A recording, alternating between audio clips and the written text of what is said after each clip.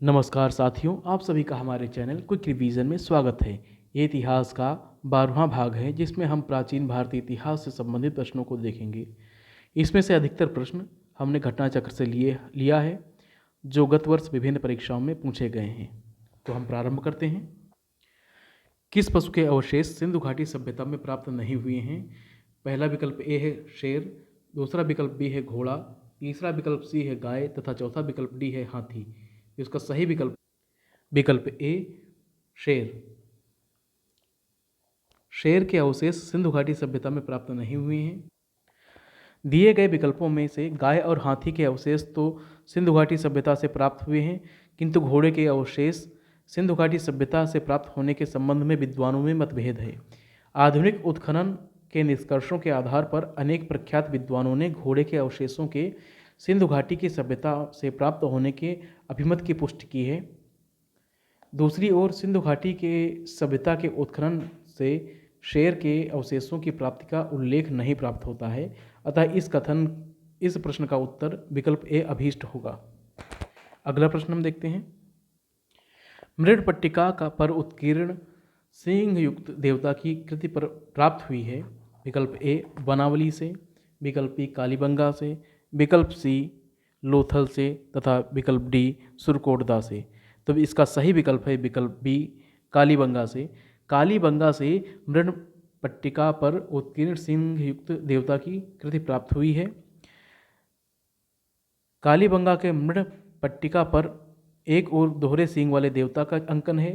इसके अतिरिक्त मोहनजोदड़ो से भी सींग युक्त देवता का चित्र प्राप्त होता है। अगला प्रश्न हम देखते हैं। निम्नलिखित में से कौन सी सभ्यता नील नदी के तट पर पनपी? विकल्प ए रोमन सभ्यता, विकल्प बी सिंधु घाटी की सभ्यता, विकल्प सी यूनानी सभ्यता तथा विकल्प डी मिस्र की सभ्यता। तो इसका सही विकल्प है विकल्प डी मिस्र की सभ्यता। मिस्र की सभ्यता नील नदी के तट पर पनपी। मिस्र की सभ्यता का विकास नील नदी के द्रोणी में हुआ। नील नदी विश्व की इस प्राचीन सभ्यता का आधार थी। मिस्र को नील नदी का वरदान उपहार कहा जाता है क्योंकि इस नदी के अभाव में यह भूभाग रेगिस्तान होता। मिस्र अफ्रीका महाद्वीप में स्थित है। इसकी समकालीन सभ्यताएं सिंधु घाटी सभ्यता भारत तथा मेसोपोटामिया की सभ्यता इराक थी। अगला प्रश्न हम देखते हैं। निम्नलिखित सभ्यताओं का उत्तर से दक्षिण का सही क्रम कौन सा है? विकल्प ए माया, एज़टेक, मुइस्का, इंका, विकल्प बी माया, मुइस्का, इंका, एज़टेक, विकल्प सी एज़टेक, मुइस्का, माया, इंका तथा विकल्प डी एज़टेक, माया, मुइस्का, इंका। तो इसका सही विकल्प है विकल्प डी एज़टेक, माया, मुइस्का, इंका, क्योंकि एज़टेक सभ्यता का विस्तार मेसो अमेरिका के उत्तरी भाग पर था। मेसो अमेरिका के अंतर्गत मध्य मैक्सिको से लेकर Belize, Guatemala, El Salvador, Honduras, Nicaragua तथा उत्तरी कोस्टारिका तक के क्षेत्र शामिल हैं। इस प्रकार एज़टेक सभ्यता का विस्तार मध्य मैक्सिको में, माया सभ्यता का विस्तार मेसो अमेरिका के दक्षिण भाग अर्थात दक्षिणी मैक्सिको से लेकर ग्वाटेमाला, उत्तरी लेवीज, एल सल्वाडोर एवं होंडुरास के पश्चिमी भाग तक था। इसके अलावा मुइस्का सभ्यता दक्षिणी अमेरिका महाद्वीप के कोलंबिया के पूर्वी भाग में विस्तृत थी, जबकि इंका सभ्यता का विस्तार दक्षिणी अमेरिका के पश्चिमी भाग में, उत्तर में क्वीटो से लेकर दक्षिण में सैंडियागो तक था।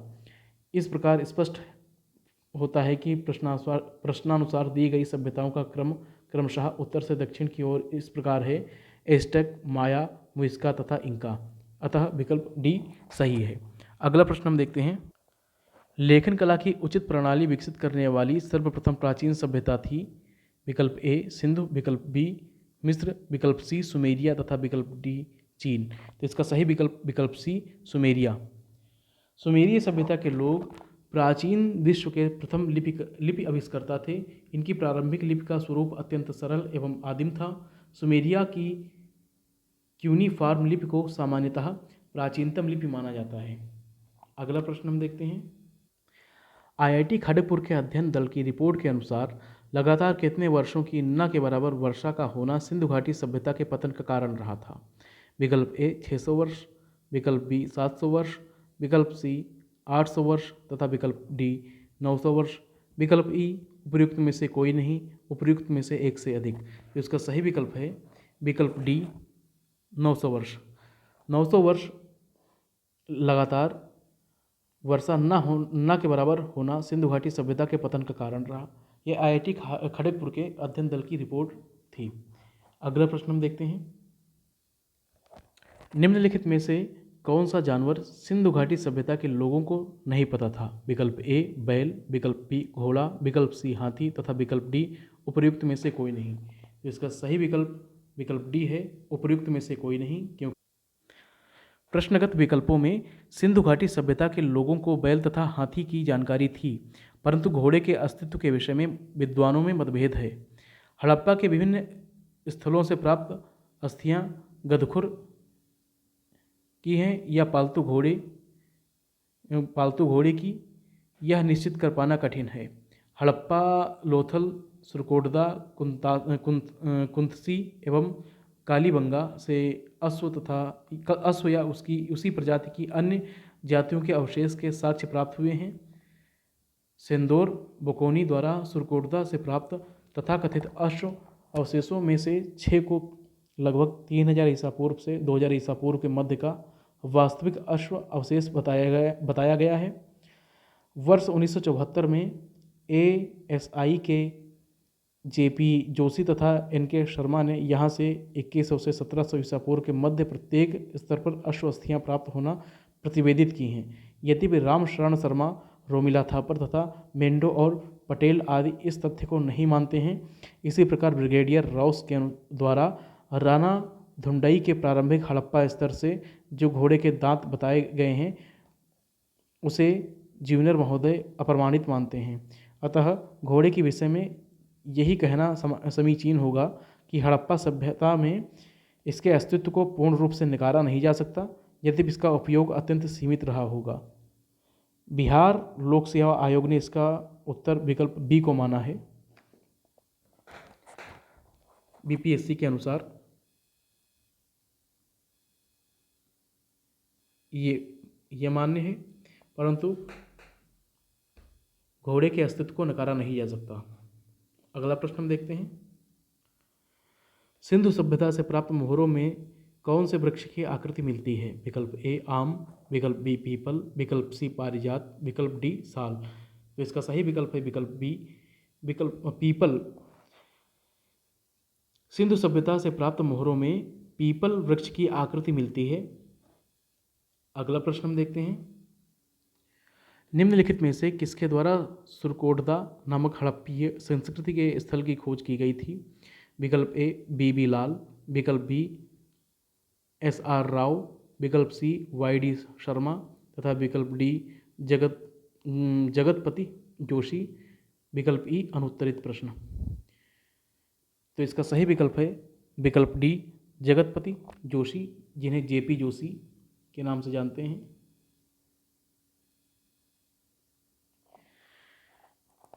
जगतपति जोशी के द्वारा सुरकोटदा नामक हड़प्पीय संस्कृति की खोज स्थल की खोज की गई थी।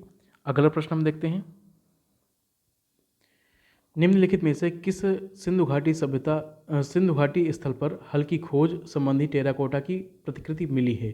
तो इसका विकल्प ए है धौलावीरा, विकल्प बी है कालीबंगा, विकल्प सी है राखीगढ़ी तथा विकल्प डी है बनावली।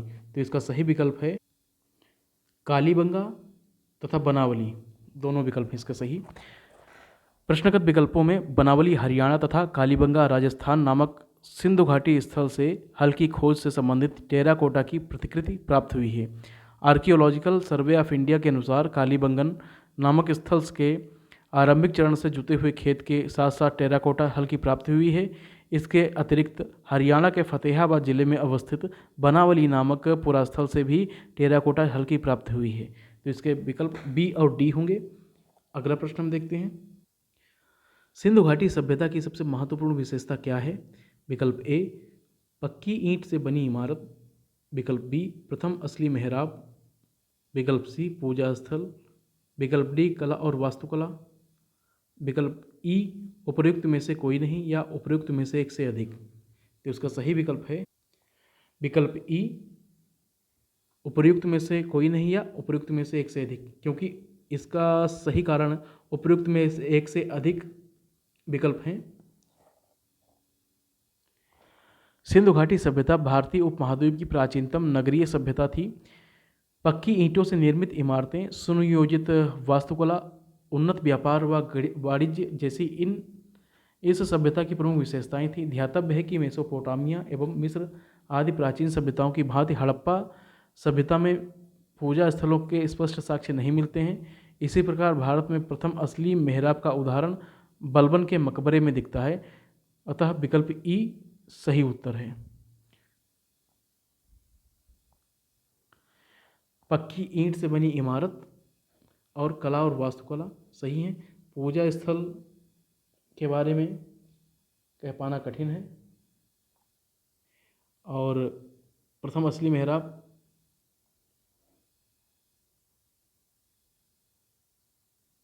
बलबन के मकबरे में दिखाई पड़ती है। अगला प्रश्न देखते हैं। निम्नलिखित में से कौन हड़प्पा संस्कृति के पूर्वी सीमांत का निर्धारण करता है? विकल्प ए मांडा, विकल्प बी हड़प्पा, विकल्प सी आलमगीरपुर, विकल्प डी राखीगढ़ी। तो इसका सही विकल्प है विकल्प सी आलमगीरपुर।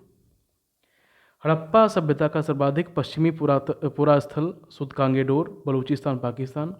पूर्वी पुरास्थल आलमगीरपुर उत्तर प्रदेश। उत्तरी पुरास्थल मांडा जम्मू एवं कश्मीर तथा दक्षिण पुरास्थल दैमाबाद महाराष्ट्र है। अगला प्रश्न, निम्नलिखित में से कौन सा हड़प्पा कालीन स्थल गुजरात में है? विकल्प ए लोथल, विकल्प बी डावरकोट, विकल्प सी कालीबंगा, विकल्प डी राखीगढ़ी, विकल्प ई उपर्युक्त में से कोई नहीं, उपर्युक्त में से एक से अधिक। तो इसका सही विकल्प है विकल्प ए लोथल। लोथल गुजरात में स्थित हड़प्पा कालीन स्थल है। यह सिंधु घाटी सभ्यता का डॉकयार्ड या गोदीवाड़ा या जहाजरानी या उस समय का पत्तन हुआ करता था। अगला प्रश्न, हड़प्पा सभ्यता की खुदाई में मिले अवशेषों के आधार पर क्या सही नहीं है? पहला कथन, सभी तरह के निर्माण कार्य के लिए एक आकार की ईंट का उपयोग किया जाता था। दूसरा कथन, मुख्यतः सभी घर एक मंजिला ही बनाए जाते थे। तीसरा कथन, मुख्य सड़कें औसतन 10 मीटर चौड़ी होती थीं। तो पहला विकल्प है विकल्प ए, फर्स्ट और सेकंड सही है। विकल्प बी, सेकंड और थर्ड सही है। विकल्प सी, फर्स्ट और थर्ड सही है। विकल्प डी, फर्स्ट सेकंड और थर्ड सही है। तो हम तीनों कथनों का अवलोकन करते हैं। तो सबसे पहले हमें ध्यान देना है कि सही नहीं पूछा गया इसमें। तो पहला कथन हम पढ़ते हैं, सभी तरह के निर्माण कार्य के लिए एक आकार की ईंटों का उपयोग किया जाता था। यह गलत है, क्योंकि सैंधव सभ्यता में पक्की एवं कच्ची दोनों प्रकार की ईंटों का प्रयोग किया जाता था। सभी सैंधव नगरों से प्राप्त ईंटों का सामान्यतः अनुपात 4:2:1 था। जबकि कालीबंगा से अलंकृत ईंटों के साक्ष्य प्राप्त हुए हैं, तो वहीं चहुंदड़ों से वक्राकार ईंटों के साक्ष्य प्राप्त हुए हैं। अतः सैंधव सभ्यता में सभी तरह के निर्माण के लिए एक आकार की ईंटों का प्रयोग नहीं होता था। अतः विकल्प एक गलत है।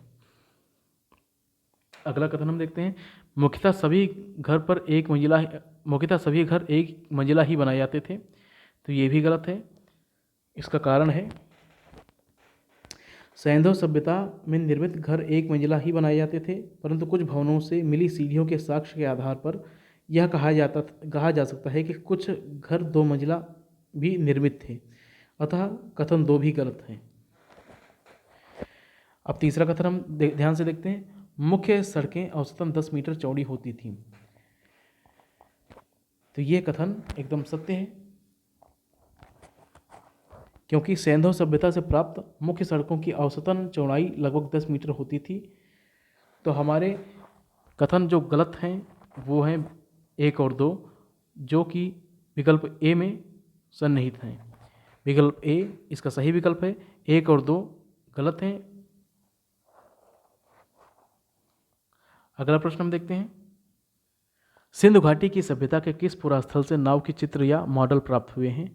विकल्प ए हड़प्पा एवं कोडदीजी, विकल्प बी कालीबंगा और रोपड़, विकल्प सी धौलावीरा एवं भगतराव, विकल्प डी मोहनजोदड़ो एवं लोथल। तो इसका सही विकल्प है विकल्प डी मोहनजोदड़ो एवं लोथल। सही विकल्प है। मोहनजोदड़ो तथा लोथल से नाव की चित्र युक्त मोहरें प्राप्त हुई हैं।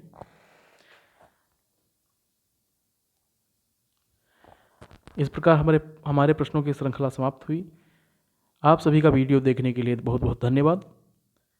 आप हमारे चैनल को सब्सक्राइब करें, वीडियो को लाइक करें तथा शेयर करें और हमें प्रोत्साहित करें। आप सभी का बहुत बहुत धन्यवाद। Thank you.